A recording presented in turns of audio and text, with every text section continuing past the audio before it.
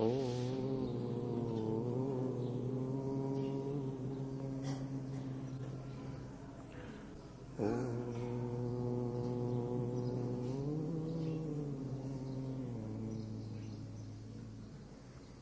मंगलमय मंगल करण वीतराग विज्ञान नमो ताहि जाते भये अर्हंतादि महा जो विद्यादि सागर सुधी जो विद्यादि सागर सुधी गुरु हैं हितैषी शुद्धात्म में निरत नित्य हितोपदेशी वे पाप ग्रीष्म ऋतु में जल हैं सयाने पूजूं उनके सतत केवल ज्ञान पाने पूजूं उनके सतत केवल ज्ञान पाने। बोले भगवान महावीर स्वामी की, आचार्य कुंद कुंद स्वामी की, आचार्य गुरुवर विद्यासागर मुनि महाराज की।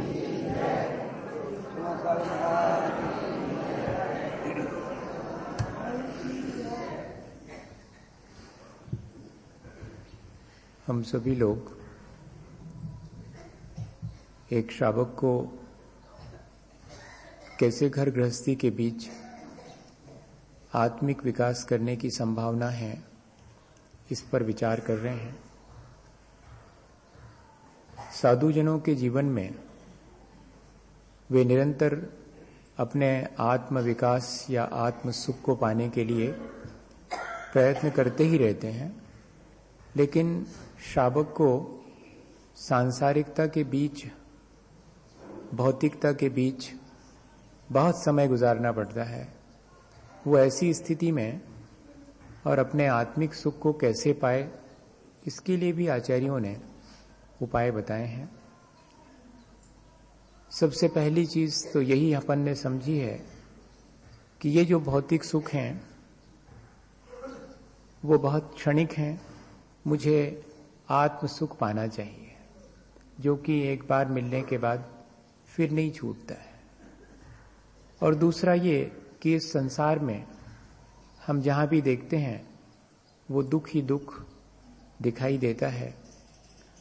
तो संसार के दुखों से बचने का हम उपाय करें या कि हम आत्म सुख को पाने का उपाय करें। दोनों में से कोई भी चीज यदि हम करते हैं तो वास्तव में हमारा आत्मिक विकास होगा। असल में हम लोगों को इतने गहरे संस्कार हैं कि ये सब बातें हम जानते हैं, समझते हैं, फिर भी एक झूठा आश्वासन, एक झूठी आशा हमारे मन में बनी रहती है। संसार के बारे में भी, अपने शरीर के बारे में भी और इस भोग विलास की सामग्री के बारे में भी। हम जानते हैं कि शरीर एक दिन मरण को प्राप्त होगा। हमने बहुत लोगों को मरते देखा भी है, अपने परिवार में भी, अपने समाज के बीच में भी, सारे देश में भी। लेकिन शरीर मरण धर्मा है, इसके बाद भी हमें अपने बारे में ऐसा लगता है कि हम हमेशा जीते रहेंगे।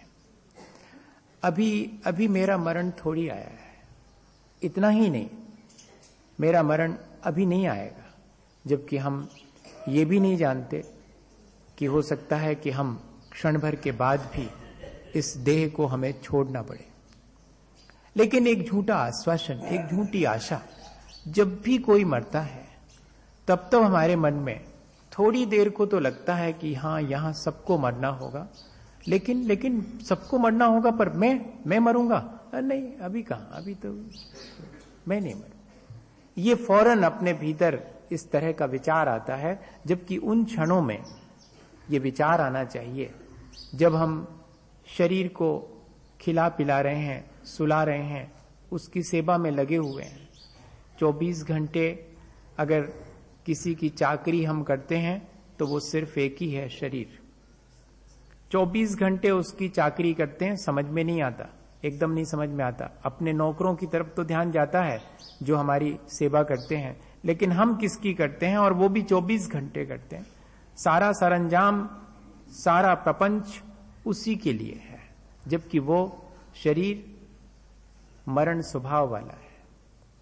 तो ऐसा नहीं कह रहा हूं कि आप शरीर से विड्रॉ कर लें, नहीं, शरीर से ये जो झूठी आशा है कि वो जिएगा, उसको हटा लें, बस इतना ही पुरुषार्थ करना है। ये जो संस्कार मन में पड़ा हुआ है कि शरीर हमेशा जीता रहेगा, नहीं, शरीर एक दिन मरेगा। इससे पहले कि जैसे सूरज ढले हम विचार कर लेते हैं कि काम अपना पूरा हो जाना चाहिए। सूरज ढलने से पहले, रात आने से पहले जैसे मुझे अपने सारे काम निपटाने की चिंता होती है, ऐसे ही एक दिन शरीर छूट जाएगा, एक दिन शरीर ढल जाएगा। इससे पहले मुझे अपने आत्म कल्याण का काम पूरा कर लेना चाहिए, बस इतना ही है, और कोई बहुत बड़ी चीज नहीं है। ये जो एक झूठा आश्वासन है कि मैं अभी जीऊंगा और पोस्टपोन करता रहता हूं मैं अपने आत्म कल्याण की बात को, वो जरा पोस्टपोन करना बंद कर दें। और अगर हम ये मान के चलें कि कल भी ये शरीर ढल सकता है, वैसे रोज ढल रहा है, कल पूरी तरह से नष्ट हो सकता है, इसके पहले मैं अपने आत्मा का कल्याण कर लूं। दूसरी चीज संसार के बारे में, जबकि हम जगह जगह कदम कदम पर दुख पाते हैं, इसके बाद भी एक झूठी आशा कि शायद सुख मिलेगा यहां, और इन चीजों में नहीं मिला, कहीं और किन्हीं और चीजों में मुझे सुख मिल सकता है। ये जो एक मन के भीतर झूठी आशा है। झूठी आशा क्यों है? क्योंकि हम कोशिश तो वो ही कर रहे हैं, हमारे अपने क्रियाकलाप से हम निर्णय लें, हमारे अपने बुद्धि से निर्णय नहीं लें, क्योंकि बुद्धि तो बहुत चालाक होती है, वो फौरन कहती कि मालूम तो है हमें संसार के बारे में, हाँ दुख है, नहीं, लेकिन हम अपने क्रियाकलापों में देखें कि ये बात वाकई में अगर दुख है तो फिर मेरा अपना बिहेवियर क्या होना चाहिए संसार के प्रति, संसार से अनासक्त होना। इसमें दुख है, इसलिए मुझे झूठी आशा नहीं बांधनी चाहिए सुख की। मुझे एक बार ये स्वीकार करने में क्या दिक्कत है कि हाँ दुख है, लेकिन हमारा मन इस बात को स्वीकार नहीं कर पाता। साइकोलॉजी में है एक मैकेनिज्म, डिनायल ऑफ रियलिटी, वास्तविकता से पलायन करने की जो आदत हमारे भीतर बहुत पुरानी है। वास्तविकता हम जानते हैं, ऐसा नहीं है कि हम वास्तविकता को नहीं जानते, लेकिन इसके बाद भी हमारे संस्कार कैसे पड़ गए हैं, हमें उन संस्कारों को तोड़ना है, बस इतना ही पुरुषार्थ करना है। बार बार हैमरिंग करें, हम बार बार अपने विचारों को इस तरफ ले जाएं कि नहीं, इस संसार में मैं ये जो झूठी आशा रखता हूं कि सुख मिलेगा, मिलेगा नहीं। एक बार पूरे मन से और इस आशा को खत्म कर दें कि नहीं मिलेगा, यहां दुख ही मिलेगा। अब क्या करना? तो मुझे सुख पाना है, सुख पाना है तो उपाय करो, सुख पाने का उपाय करो। संसार में सुख है ऐसा भ्रम क्यों पालो? जो वास्तविक सुख है उसको पाने का।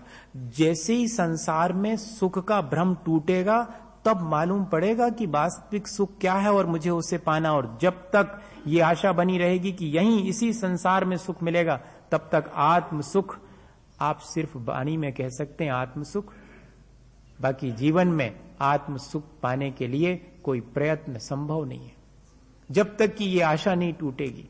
और तीसरी चीज, ये जो 5 इंद्रिय के भोग विलास की सामग्री है, इसके बारे में हम सब लोगों के अंदर एक भ्रम है, एक आशा है कि ये मुझे मेरे अनुकूल मिलेगी, मैं जैसी चाहूंगा वैसी मिलेगी, और नहीं मिलेगी तो मैं प्रयत्न करके और अपने मन के अनुकूल भोग विलास की सामग्री इकट्ठी करूंगा।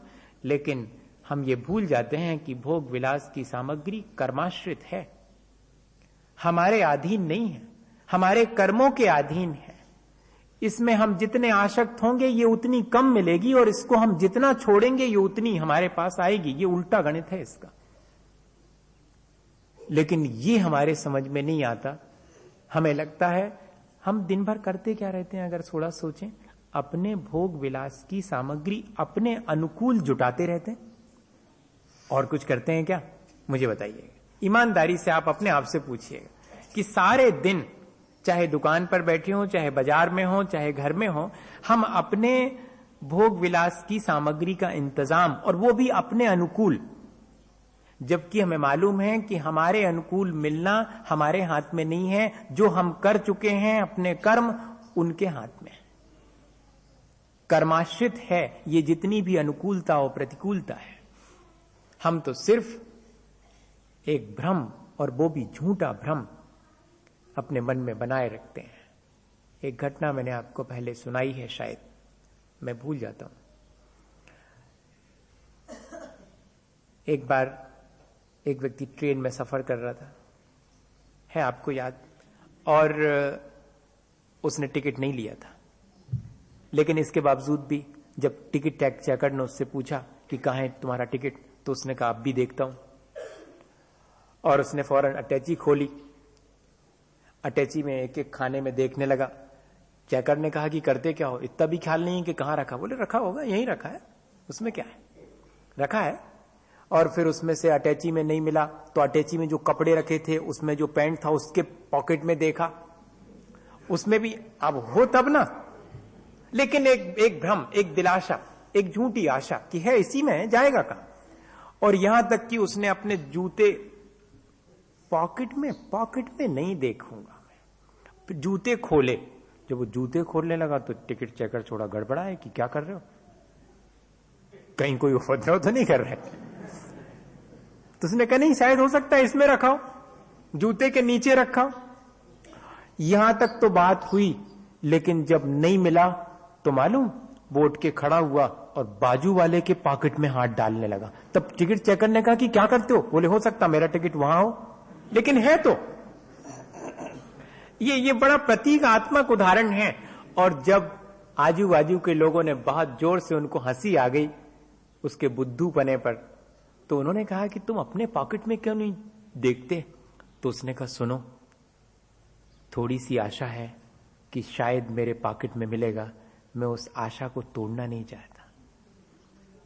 थोड़ी सी आशा है कि शायद वहां मिलेगा, मुझे मालूम है कि इन जगहों पर नहीं है, लेकिन मैं फिर भी ये आशा बनाए रखना चाहता हूं कि शायद होगा तो मेरे पॉकेट में हो सकता, मैं वहां नहीं देखूंगा, वहां कभी नहीं देखूंगा।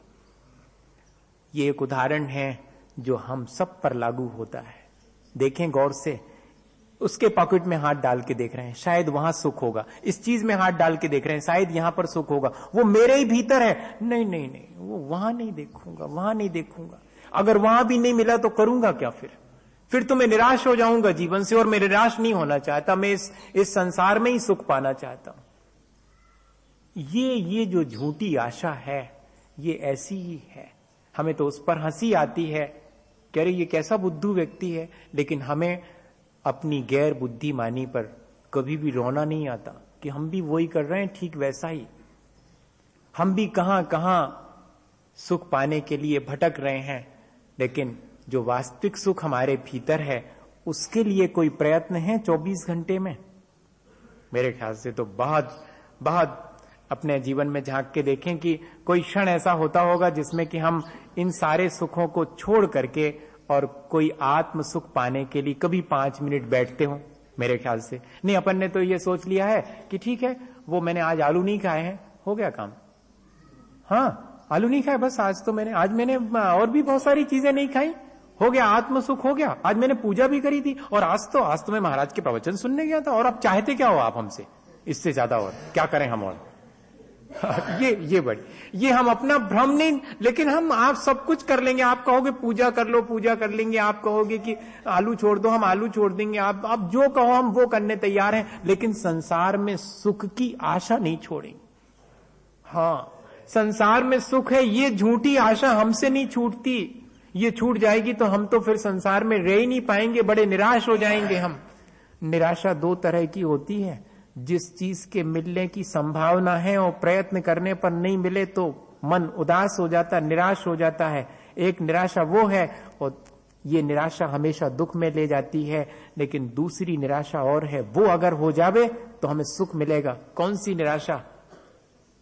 जैसे हमने जान लिया कि इस चीज में मुझे सुख मिलेगा ही नहीं, मेरे सारे प्रयत्न व्यर्थ हैं, तो अंततः हम अगर निराश हो जाएं तो ये निराशा हमें सुख में ले जाएगी। जैसे हमने रेत में सोचा था कि तेल निकलेगा और निकाल के देख लिया, नहीं निकला, अच्छा हुआ, एक भ्रम टूट गया। हम तो अभी तक यही मानते थे कि रेत में तेल मिलेगा और पानी में से हम मक्खन निकाल सकेंगे, लेकिन हमने बिलो करके देख लिया पानी, कोई मक्खन नहीं निकला, और हमने रेत को भी पेल करके देख लिया, कोई उसमें से तेल नहीं निकला। इस संसार में मैंने कई बार अपने जीवन में अनुभव करके देख लिया, कोई सुख नहीं मिला। अब मुझे कोई आशा नहीं है, मैं अंततः इस संसार की आशाओं से निराश हो गया हूं। अगर ऐसी निराशा हमारे भीतर आ जाए तो हमें सुख मिलेगा। मैं ये नहीं कह रहा हूं कि आप संसार से निराश हो जाए, नहीं, संसार में सुख नहीं है, ये जो झूठी आशा है वो हम अपनी तोड़ देवे, ये कोई नहीं तोड़ता। बाकी सारी चीजें हम कर रहे हैं। हम सब, आप जो कहेंगे, बाहर से जो भी क्रियाएं करनी होंगी हम सारी क्रियाएं कर लेंगे, लेकिन शरीर मेरा मर जाएगा? नहीं मरेगा। संसार में दुख है? नहीं, थोड़ा बहुत तो सुख मिलता है।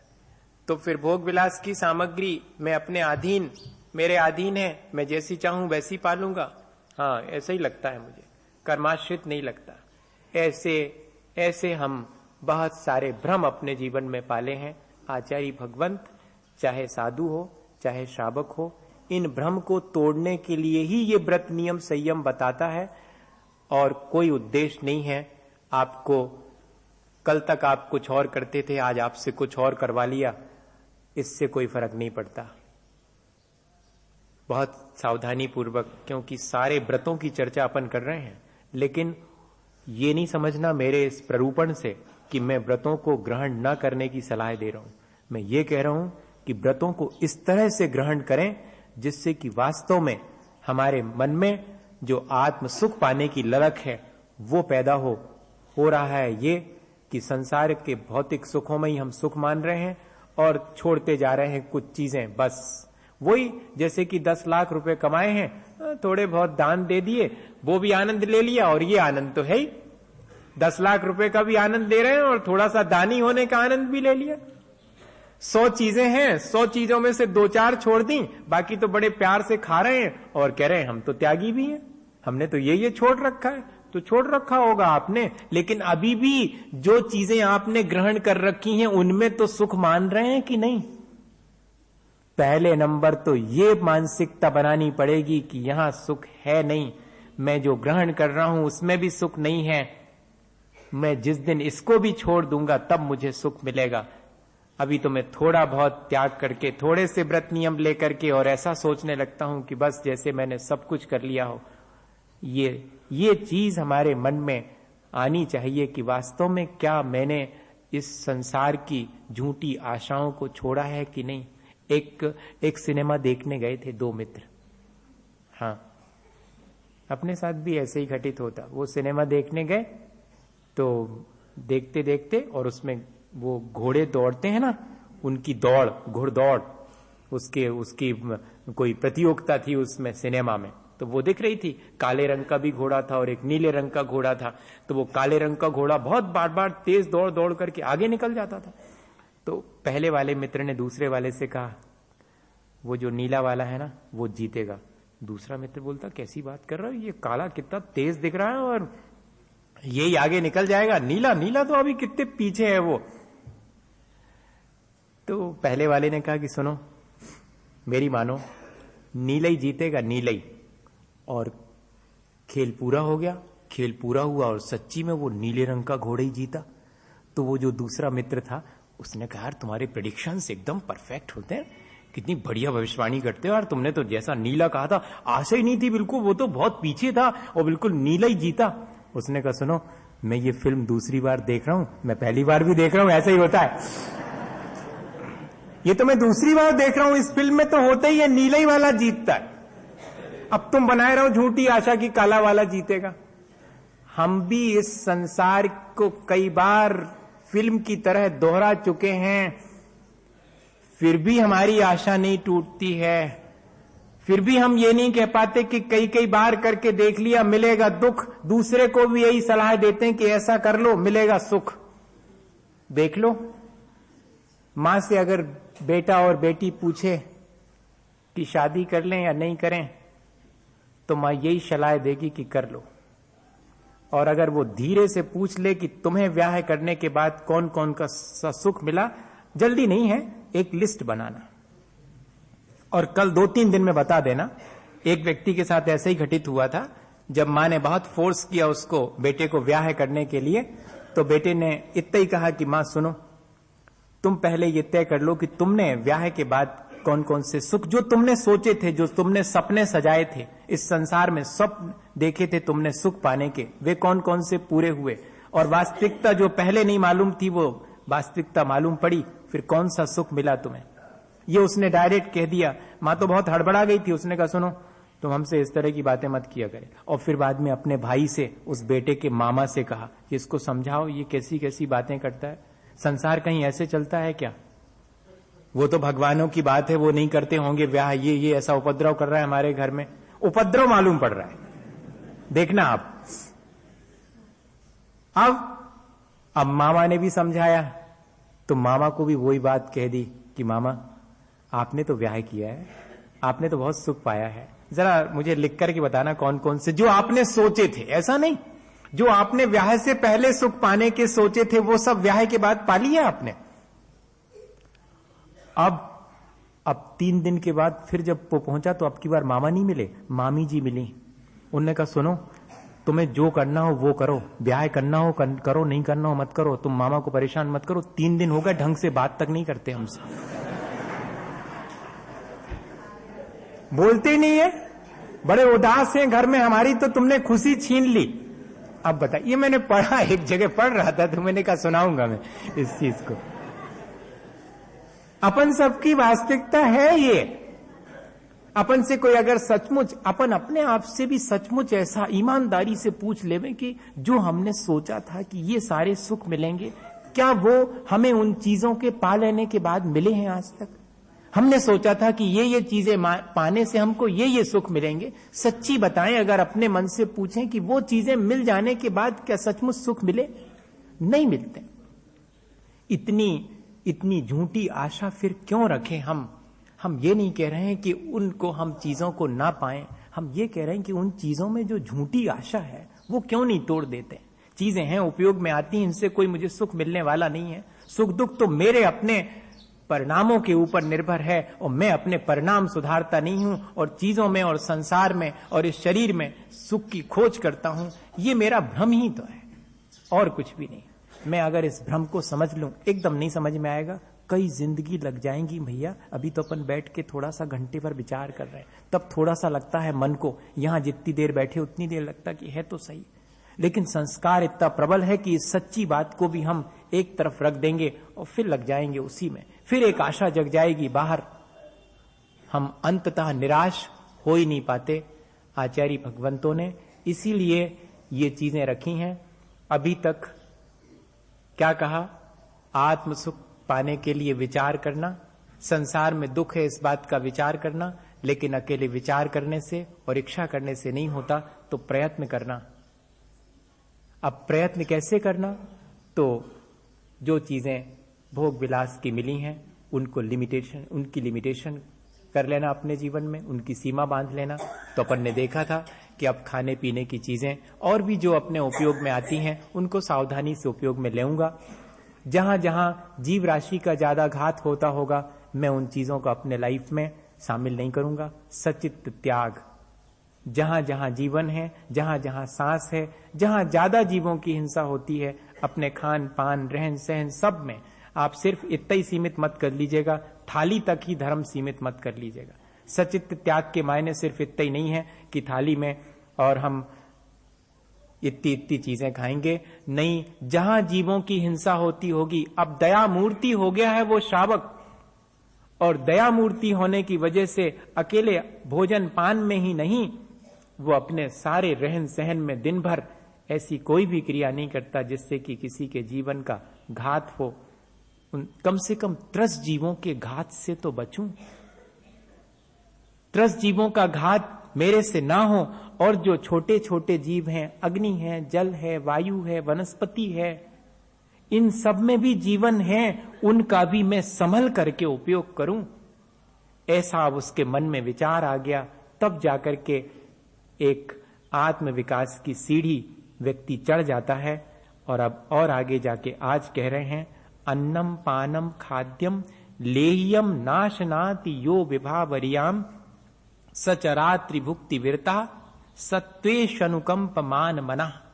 प्राणी मात्र के प्रति जिसके मन में अनुकंपा का भाव आ गया है, अनुकंपा का भाव तभी आएगा जब इस संसार में सुख है ये आशा टूटेगी।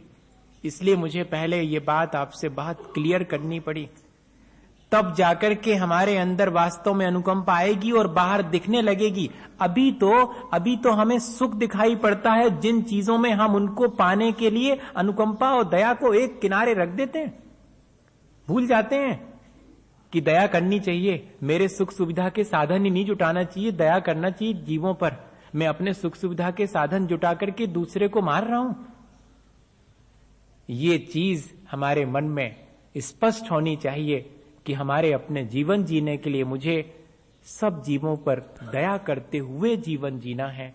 तब फिर अन्नम, खाद्यम, लेयम, ये जो 4 प्रकार का आहार है, अन्न, पान, खाद्य, स्वाद या अन्न, जिसको कहते खाद्य, स्वाद, लेह और पेय, जिस भाषा में कहना हो, 4 ही प्रकार का भोजन है।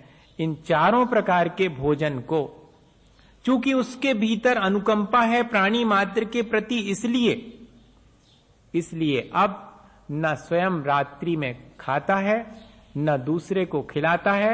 कोई खाता है तो उसका समर्थन भी नहीं करता। इतना बड़ा संकल्प उसने अपने जीवन में ले लिया है। ऐसा संकल्प, ये कसौटी है हमारी दया की, ये कसौटी है हमारी करुणा और अनुकंपा की। हम बहुत बातें करते हैं करुणा, अनुकंपा और दया की। अगर सचमुच हमारे मन में दया है और करुणा का भाव है, प्राणी मात्र के प्रति अनुकंपा है, तो ये चीजें छूट जानी चाहिए। अगर नहीं छूटती हैं तो इसका मतलब है कि हम अपने को दयालु मानना छोड़ देंगे। हम अभी दयालु नहीं हुए हैं, अभी हमें अपना सुख दिखाई पड़ता है, अभी अपने सुख के लिए दूसरे को दुख में डालना भी हमें ठीक जान पड़ता है।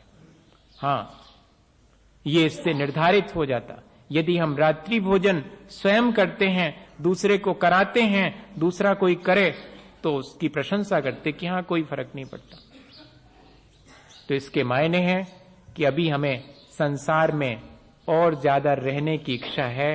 अभी हमारा भ्रम टूटा नहीं है, कहते जरूर हैं हम, लेकिन अभी संसार के सुखों में हम सच्चा सुख मान बैठे हैं। जिस दिन हमें लगेगा कि यहां सुख नहीं, उस दिन ये चीजें आसानी से छूट जाएंगी।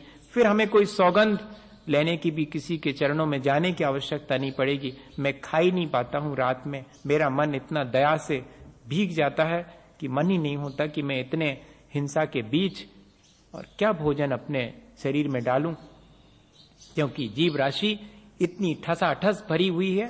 वो तो सूर्य के प्रकाश में और जीव राशि उत्पन्न नहीं होती, लेकिन जैसे ही सूर्य का प्रकाश समाप्त होता है, अनंत जीव राशि जो हमें दिखाई नहीं देती, हमें दिखाई देने वाली तो दिखती है, सो अपन उससे बच जाते हैं, लेकिन जो दिखाई नहीं देती वो अनंत जीव राशि। और कंटामिनेशन इतना ज्यादा है, पॉल्यूशन इतना ज्यादा है कि वो जीव राशि जैसे ही भोजन सामग्री मिलती है उस पर अटैक करती है और उसको पूरे के पूरे। आप वैसे तो जीव राशि को हम माइक्रोस्कोप में देखते हैं, लेकिन कभी अपनी भोजन की थाली को देखा? रात में रख करके देख लो कि उसमें जो हमें दिखाई नहीं पड़ रहा, बिल्कुल भी कहां दिखाई पड़ रहा, रोटी दिख रही, दाल दिख रही, हलवा दिख रहा फर्स्ट क्लास, और क्या दिख रहा उसमें? कुछ नहीं दिख रहा। रात में तो लाइट में यही चीजें अच्छी चमकती हुई दिखती हैं, और अगर बर्फी पे बर्फ लगा हुआ है तो वो तो और चमकेगी रात में, तो दिन से भी ज्यादा। अब तो आने वाला है, पूरा वही मौसम आने वाला है, बाहर दुकानें लग जाएंगी और उन पर बर्फ लगी हुई मिठाई, भले ही कैसे ही हो, 7 दिन से पड़ा हुआ खोबा हो और उसी को घोंट घाट करके बना दिया, और बर्फ भर लगा होना चाहिए, खरीद लेंगे, कोई दिक्कत नहीं। अभी आने वाला है वही चीज आने वाली, फिर मालूम पड़ेगा कि इस संसार में सुख मालूम पड़ता है या कि अभी हमें कोई आत्म सुख पाने की ललक जागृत हो गई है। ललक जागृत हो गई होगी तो किसी दुकान पर खड़े होने का मन नहीं होगा, ये ध्यान रखना। और अभी खड़े होने का मन होता है तो संसार में सुख अभी मान रहे हैं हम, भले ही हम कहते जरूर हैं, भले ही हम पूजा करके आते हैं, भले ही हम प्रवचन सुन के आते हैं, भले ही हम बहुत सारे हमने त्याग व्याग ले रखे हैं, हमने आलू खाना छोड़ दिया है, लेकिन बाकी चीजों में अभी मेरी लोलुपता गई नहीं है। बहुत बहुत धैर्य पूर्वक, मैं कोई आपको ऐसा नहीं कह रहा हूं, बहुत धैर्य पूर्वक अपने मन में विचार करें इन चीजों का कि क्या हम अपने को धोखा नहीं दे रहे हैं, क्या हम स्वयं भ्रम नहीं पाल रहे हैं इस तरह के। नहीं, ये तो बड़े लोगों के लिए है, तो प्रतिमाधारी लोगों के लिए कह रहे हैं कि रात में नहीं खाना और नहीं खिलाना, और अब ऐसे चलता है क्या घर गृहस्थी में? भैया, घर का अगर एक नियम बना लो तो फिर छोटा 1 महीने का बेटा भी उसका पालन कर लेगा। बचपन से नहीं करते असल में, क्योंकि दोनों जन लाइफ स्टार्ट करने से पहले बैठ करके विचार ही नहीं करते कि लाइफ क्या होगी हमारी। जैसी सबकी चल रही वैसे ही ढकलते जाने दो, चलती है सब चल। और अगर दोनों बैठ करके ब्याह के पहले दिन इस बात पे तय करें कि कैसा जीना है, कोई नहीं खाएगा दोनों में से रात में, आने वाली पीढ़ी को कोई रात में नहीं मिलेगा। घर में आने वाले मेहमानों को पहले से बोर्ड लग जाएगा कि इस घर में आओ तो आओ, बहुत अच्छा है, लेकिन रात में कुछ भी नहीं मिलेगा खाने, पानी पीने भी नहीं मिलेगा, पानी पीने भी नहीं मिलेगा। नहीं आएंगे और क्या, हम भी नहीं जाएंगे किसी के यहां पर। एक बार तय करना पड़ेगा, तय करने वाला काम है। नहीं तो चल रहा है, वो तो चल ही रहा, मैं कहां कह रहा हूं आपका कि नहीं है, लेकिन ऐसा करें तो कर सकते हैं, ऐसा नहीं है कि नहीं कर सकते। ये बार नहीं कहना आप नहीं कर रहे हैं, ये बात अलग है, आपकी अपनी मजबूरी है, आपकी अपनी कमजोरी है, ये बिल्कुल अलग बात है, लेकिन कोई नहीं कर सकता ऐसा नहीं है। अभी भी लोग हैं जो कि बिना प्रतिमा लिए भी अपने घर का एक प्रामाणिक, अपने घर का एक नियम बना सकते हैं कि हमारे यहां पर आपको कोई भी चीज नहीं मिलेगी, रात में आप आए हैं, हमारे मेहमान हैं, बहुत प्रियजन हैं, तो आपको दिन में आ जाना चाहिए था, दिन में हम आपको देंगे। अपने जीवन में हमें स्वयं विचार करना पड़ेगा। भैया, मेरे कहने से बिल्कुल मत मानना, आपका जैसा चल रहा वैसा चलने दो, मैं तो बेकार में जो है और आपसे कह रहा हूं, हाँ जैसा आपको करना हो, पर ऐसा कभी नहीं सोचना कि कोई ऐसा कर नहीं सकता। बस मैं तो सिर्फ ये कह रहा हूं कि कोई कर सकता है, ऐसा भी कर सकता है। हम नहीं कर पा रहे हैं, ये हमारी कमजोरी, इसको तो मानो कम से कम। हम कितने कमजोर हैं कि हम इन सब चीजों को नहीं कर पा रहे हैं। हम चाहें तो कर सकते हैं, जरूरी नहीं है कि प्रतिमाधारी ही ऐसा करे। बिना प्रतिमा धारण करने वाला एक सामान्य सदगृहस्थ भी इस नियम को बहुत आसानी से निर्वाह कर सकता, क्योंकि सुबह से शाम तक 12 घंटे मेरे पास अपने भोजन के लिए, अपने पेट की क्षुधा की वेदना को मिटाने के लिए मेरे पास बहुत समय है। ऐसा होता कि मुझसे 24 घंटे का कहा जा रहा होता तो मेरी बस की बाहर की बात थी, लेकिन मुझे तो सिर्फ रात्रि के लिए कहा जा रहा है। मैं ऐसा कर सकता हूं यदि मैं संकल्प ले लूं। दिन श्रम के लिए है, रात्रि तो विश्राम के लिए है। रात्रि में कितनी जीव राशि की हिंसा होती है, और अगर बनाना पड़े रसोई तब तो फिर ठीक है। पहले के लोग थोड़ा बहुत अगर नहीं सदता था तो गर्म करके शाम को दूध रख लिया है, रात में बिल्कुल जब नहीं चलेगा तो थोड़ा बहुत दूध पी लेंगे। कोई चीज अगर बनी पहले से रखी होगी, लाओ थोड़ा सा दे दो, अब रात कैसे कटेगी, इसलिए ले लिया तो ले लिया। अब तो शौक से रात में ही तैयार करके रात में ही खा रहे हैं। इसके मायने क्या है कि हम कितने कमजोर हो गए, कितनी हमारे ऊपर हमारी ग्रिप खत्म हो गई, हमारा अपना स्वयं का अनुशासन खत्म हो गया। हमारी अनुशासन क्या, हमारी अनुकंपा, हमारी दया, हमारी करुणा खत्म हो गई। यही कहना पड़ेगा। हम अब संवेदनशील नहीं रहे हैं, अब तो सिर्फ हम पता नहीं क्या हासिल कर रहे हैं जीवन में। इन सब अपनी जो कहना चाहिए मॉरल वैल्यूज थी उनको खो करके एक रात्रि भोजन त्याग वाला व्यक्ति, प्रतिमाधारी व्यक्ति, उसके लिए तो यही सलाह दी है। वो प्रतिमा तभी लेगा, देखो घबराना नहीं, प्रतिमा तभी लेगा जबकि उसने अपने बच्चों का ब्याह कर दिया है, और ब्याह करने के बाद अपने बच्चों को गृहस्थी सौंप दी है। तब वो अपने बच्चों से कह देगा, बहू से कह देगा कि भाई तुम्हें घर जैसा चलाना हो वैसा चलाओ, मेहमान आए उनको खिलाना है खिलाओ, नहीं खिलाना मत खिलाओ, मुझे अब उसमें इन्वॉल्व नहीं करना। मैं अब इन सब से ऊपर, मेरा अपना जीवन जितना मैंने जिया जी लिया, अब मैं सारी जिम्मेदारी घर गृहस्थी की तुम्हारे ऊपर है। ऐसा सोच करके, और कोई अभी शुरू में नहीं, वैसे तो शुरू में ही कर ले तो फिर हमेशा के लिए आसानी है। घर में दोनों जन ब्याह होने के बाद ये तय कर लें कि रात में नहीं खाएंगे, और इस घर में कोई रात में नहीं खाएगा, ऐसा नियम ले लें, तब तो फिर ब्याह से ही ये चीज शुरू हो जाए। और अगर नहीं कर पाए हैं तो कम से कम बच्चों का ब्याह होने के बाद और उन पर यह जिम्मेदारी डाल करके खुद तो माता पिता मुक्त हो ही सकते हैं कि अब मैं न रात में स्वयं खाऊं न किसी को खिलाऊं, तुम लोग जैसा करना हो वैसा करो, हम तो नहीं करेंगे। इतना भी नहीं कर सकते एक एज के बाद, 60 साल के बाद? इतना तो कर ही सकते हैं। नहीं ठीक है, शुरू में तो अब नहीं, जैसा चल पड़ा है सो चल गया, लेकिन अब आगे के लिए तो इतना कर सकते हैं। इतना भी अगर हम चाहें, एक सियार और पता नहीं कौन से जीव की घटना आती है कि नहीं आती। एक तिर्यंच के बारे में भी लिखा है कि उसने रात्रि में भोजन करने का त्याग ले लिया था और फिर वो संध्या के समय बावड़ी में पानी पीने नीचे घुसा था, तो वहां अंधेरा होने से बाहर निकल आता था और बाहर देखता था तो अभी तो उजाला है, तो फिर चला जाता था, फिर नीचे देखता था कि अंधेरा हो गया, हमने तो महाराज से कहा था कि अंधेरा होने पर हम नहीं खाएंगे। तो उसने नहीं खाया, प्राण निकल गए उसके, बार बार इसी प्रक्रिया में कि फिर नीचे गया तो अंधेरा, फिर ऊपर आया तो उजाला। और हम ऐसा कोई निर्णय क्यों नहीं ले पाते जीवन में? हमें भी अपने जीवन में कुछ निर्णय तो ले लेना चाहिए कि हम ऐसा करेंगे अब। और अगर हमने एक बार इस चीज का अपने जीवन में अनुशासन बना लिया तो कोई बहुत बड़ी बात नहीं कह रहे हैं आचार्य भगवंत, वो तो हमारे भीतर की दया करुणा को बढ़ाने के लिए ही कह रहे हैं। हमारी संवेदनशीलता अगर बढ़ जाए तो ये सारी चीजें अपने आप छूट जाती हैं, या ये चीजें छूट जाएं तो फिर हमें वक्त मिलता है अपने कल्याण की बात सोचने का। नहीं तो 10-11 बजे तक भोजन पानी में ही लगे, सुबेरे से शुरू हुआ भोजन पानी और 10 बज गए, 11 बजे रात तक घर के सारे लोग उसी में, एक व्यक्ति के पीछे सब लोग लगे हैं भोजन पानी में। वो भी इतना भी वक्त नहीं है कि 6 बजे फुर्सत हो जाए और शांति से अब शाम के समय थोड़ा सा धर्म ध्यान कर लेवे। नहीं, अभी तो धर्म ध्यान क्या, घर में नहीं बनाओ, चलो अपन घूमने 8 बजे सो घूमने चलो, वहीं खा पी लेंगे। घर में नहीं बनाया, कहां बनाया महाराज? आपने कहा था कि घर में नहीं बनाना चाहिए, खाना भी नहीं चाहिए रात्रि में, तो हमने बनाया ही नहीं, घर में नहीं बनाया।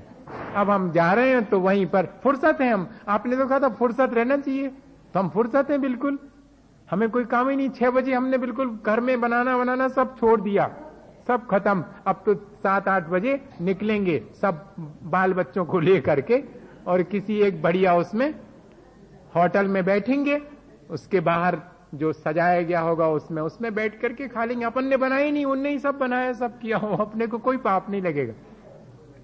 बहुत होशियार है अपना मन, ऐसी बहुत सी चालाकियां अपने मन ने सीख रखी हैं। लेकिन बात वही है, हमारी आसक्ति हमें कहां कहां ले जाती है, हमारे जीवन को कितना कमजोर कर देती है। हम चाहें तो इस कमजोरी को हटा करके और अपने जीवन में इन छोटी चीजों को, जो बहुत छोटी सी हैं, आचार्य भगवंतों ने लिखी हैं हमारे कल्याण के लिए, अंगीकार कर सकते, इसी भावना के साथ कि हम सब लोग अपने आत्म विकास के लिए इन प्रयत्नों को भी अपने जीवन में करें। बोलिए आचार्य गुरुवर विद्यासागर मुनि।